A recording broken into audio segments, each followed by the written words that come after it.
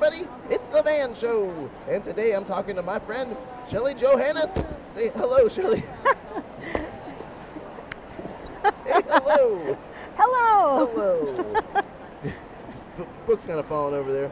Now, we want to know about you, and I want you to tell us everything you possibly can tell us about you in 1 minute.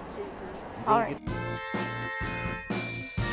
Shelley Johannes, and I am the author and illustrator of a chapter book series called Beatrice, Upside Down Thinker, about a girl who does her best thinking upside down.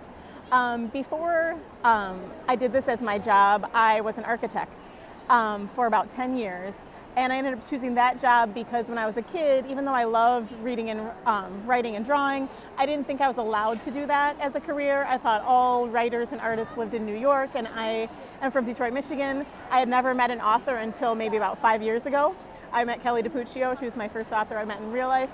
And so I picked architecture because it was this really safe job that was still creative, and I had lots of fun doing that for a long time. And then when I had my kids, I was reading a picture book with my then 1-year-old and realized that this was my dream job.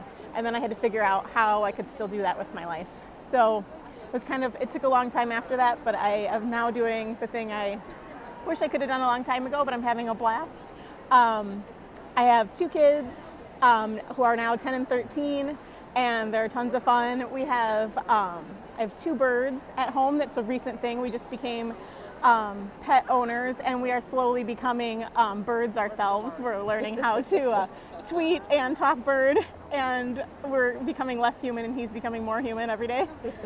Let's see what else. I drink way too much Mountain Dew and eat too much pizza. I have never grown out of my college ways. So you were an architect for many years. Yes. And I'd heard that you actually left a very successful architecture firm to build your own architecture firm with a friend. Is that right? Kind of, yes. My friend started a firm called Asylum, and so he was the sole owner, but when he left, I begged him to take me with him, and I left, and lots of people told me I shouldn't do it. They said, well, what's going to happen when his firm fails?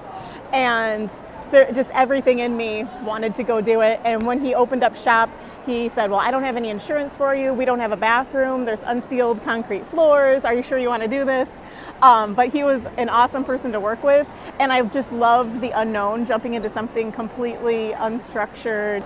Now, can we talk a little bit about your books that you brought today? Sure. Now, this is the series you write, Beatrice Thinker. Yes. Upside Down Thinker. Now, right now, there's 2 books in the series. Is that correct? That's correct. Do you plan on having more? Yes. Tell us a little bit about Beatrice.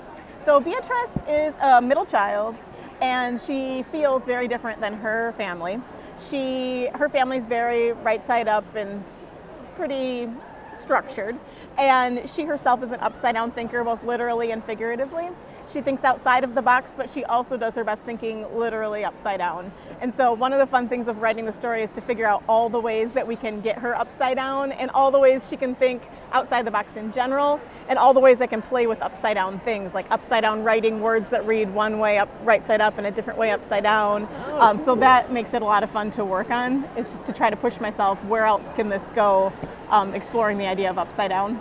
And so you illustrate these too. Have you always been an artist? So I always loved drawing, but I never imagined that I could be an artist. And I mostly drew on tracing paper in my architecture career, and that's carried over into my book stuff. I never imagined that it would be a final product, but when I did the rough art for Beatrice, I did it all with ink and tracing paper, and they said, oh, well, we want you to do the final art that same way. And I was really excited to be able to do the final art in the way that came most natural to me, in a way that I didn't think was final art. Because if you use marker on tracing paper, it kind of bleeds like watercolor, but it feels much more natural to me than watercolor does, because I've been working on it for so many years. And so I love that you can just draw and trace, and it's so cheap and not official that you can just toss it. And so you can go through many iterations. I never feel like it's too precious. To just start over is easy.